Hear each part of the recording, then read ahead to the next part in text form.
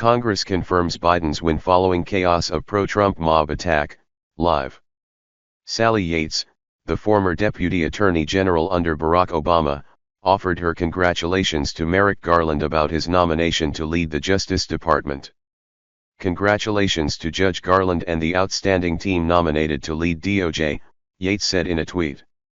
"A highly respected jurist and dedicated public servant, Judge Garland will ensure that DOJ earns the trust of the people it serves. Under his leadership, the Justice Department will live up to its name." Yates was reportedly one of the top contenders to be nominated as Attorney General, along with former Senator Doug Jones, but Joe Biden ultimately selected Garland. Marco Rubio criticized Donald Trump and some of his Republican colleagues without naming them, of course, after a mob stormed the Capitol yesterday, amid the certification of Joe Biden's victory. "Some misled you," the Republican senator said in a tweet. "That the VP could reject ballots. That objections could pass or used as leverage to force an audit. They knew the truth but thought it was a great way to get attention and raise money."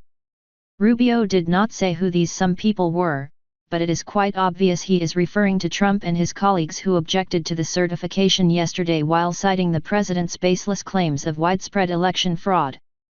Rubio did not support the objections, but he also did not issue any kind of criticism of the president or his colleagues until after violence struck the Capitol yesterday. In these extraordinary times, The Guardian's editorial independence has never been more important. Because no one sets our agenda, or edits our editor, we can keep delivering high-impact, trustworthy journalism each and every day. Free from commercial or political influence, we can report fearlessly on world events and challenge those in power. We believe everyone deserves equal access to accurate news and calm explanation. Your support enables us to keep our journalism open for all, including readers like you joining us from Vietnam. No matter how unpredictable the future feels, we will provide vital information so we can all make decisions about our lives, health, and security based on fact, not fiction. Joe Biden will introduce some of his Justice Department nominees during his event today, the president-elect's transition team said in a statement. Biden will introduce the following nominees. Merrick Garland, the federal judge who will serve as Attorney General if confirmed. Lisa Monaco, who will be nominated as Deputy Attorney General. Vanita Gupta, who will be nominated as Associate Attorney General. Kristen Clark, who will be nominated as Assistant Attorney General for the Civil Rights Division. Barack Obama nominated Garland to the Supreme Court in 2015 after the death of Antonin Scalia, but Senate Majority Leader Mitch McConnell refused to consider the nomination.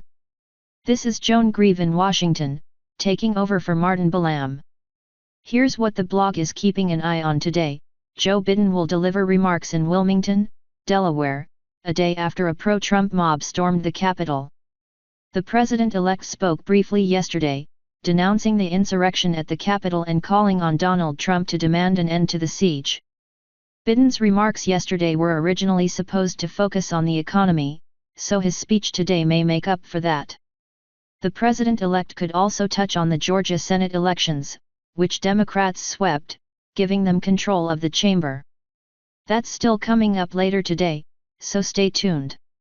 Forewarned is forearmed, and Steve Bannon writes at MSNBC this morning about an email that you can expect from your weird relatives in the near future blaming the left for the Capitol riot.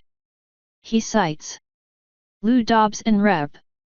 M.O. Brooks, discussed the possibility of Antifa instigators infiltrating the pro-Trump mob. And former Alaska Gov. Sarah Palin made the same claim, telling Fox News host Martha MacCallum that it was unclear who was instigating the riots. A lot of it is the Antifa folks, Palin said, citing pictures she had seen. Laura Ingraham, one of the channel's primetime hosts, spent much of the hour of her show suggesting without evidence that the Trump protesters had been infiltrated by Antifa. Bannon finishes.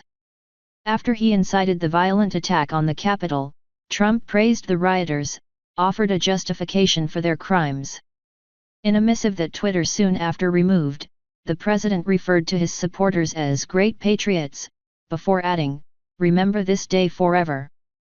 These were not the words of a man who was disappointed with an attack on his own country's capital, these were the words of a man who approved of what he saw and was sympathetic to those who acted at his behest. Which makes the Antifa talk that much more bewildering. The rioters are simultaneously patriots who did the right thing and secret leftists to be condemned? The mob is both a source of pride and an embarrassment. U.S. weekly jobless claims fall but remain high at 787,000. We're still in the middle of the economic fallout from a pandemic, and the new weekly jobless claims figures are out today. The number of Americans filing first-time claims for jobless benefits unexpectedly fell last week but stayed very high. Initial claims for state unemployment benefits were 787,000 in the week to January 2 compared to 790,000 the previous week, the Labor Department said.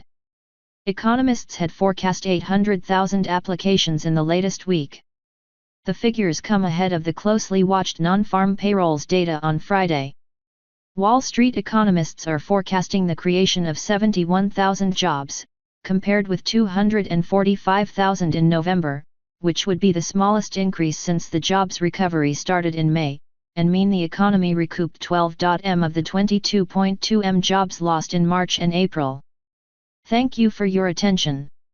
Remember to subscribe to the channel to receive the latest information. Sincerely thank.